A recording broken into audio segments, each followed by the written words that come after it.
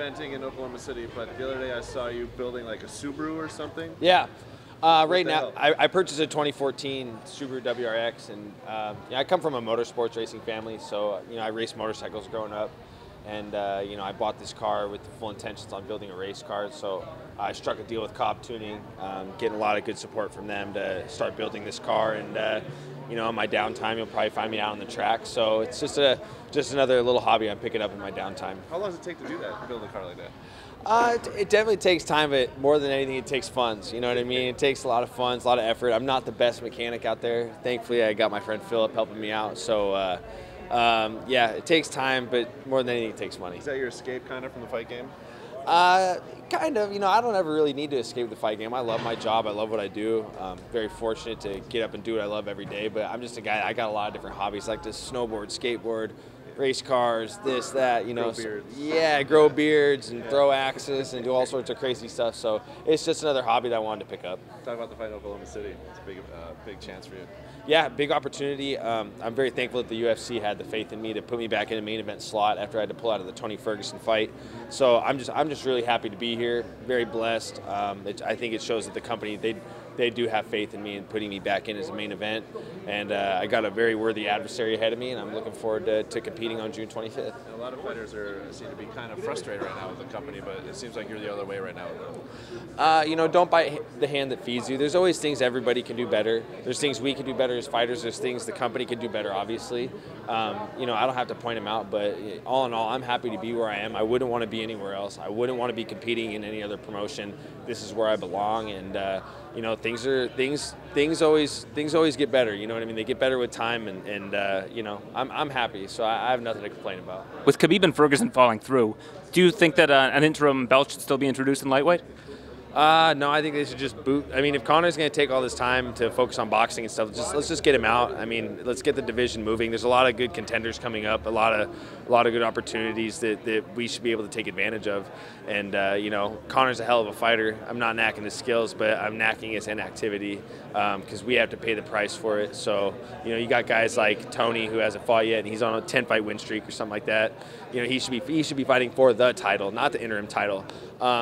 But if they got to put an interim title in place to get things moving, then that's what they need to do. But we can't let these divisions just sit. You know what I mean? Like especially 185, 155. You got these. Everything weights around certain people, and it shouldn't be like that. I think that we need to keep the divisions moving.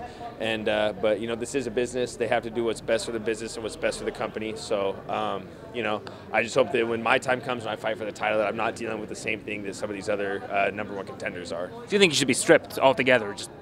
I mean, it's tough to say. There's no grounds to strip him because he's good. You know what I mean? He's a hell of a fighter. He's not injured. He's healthy. He can fight if he wants to. It's just this, the whole waiting game with the Floyd Mayweather boxing match and stuff. I don't really think stripped would be a good name. I think it'd be like relinquish the title. You know what I mean? Like step down. You know what I mean? Don't strip him. There's no reason to strip the guy. He hasn't done anything wrong. He's healthy and he's a hell of a fighter. But I think that if he's going to venture into boxing and do these other things, like maybe you should just like step down and let us fight and let us fight for the real title. And then if you want to come back and stake your claim as the true champion, then maybe we should do that. Is Ferguson someone you still have your eye on? Absolutely, 100%. That was a tough one for me, man. My first main event against a guy that I had been asking to fight, tough champ versus tough champ. A lot of big implications with that fight. I definitely want it back. You know what I mean? Especially, I'm out to challenge myself and test myself against the best fighters in the world. And in my opinion, that's the best lightweight right now is Tony Ferguson.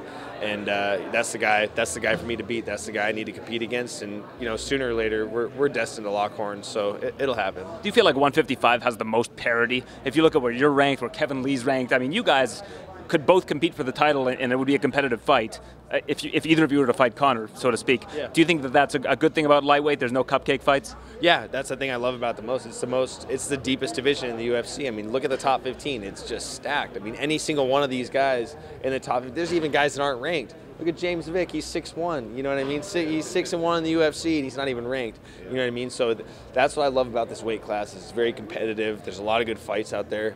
And I'm fortunate to be where I'm at. I'm just climbing the ranks, and hopefully get my hands on one of those top 3 guys.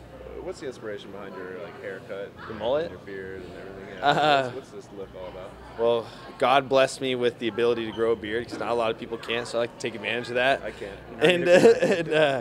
Yeah, I've had a mullet like the better half of my life, so I just like, I knew I had this press conference. I had a mullet before, but I was like, I gotta freshen this thing up, man. I gotta get my side shaved down, let my flow hang out the back. # go with the flow. So, yeah, it's just my style.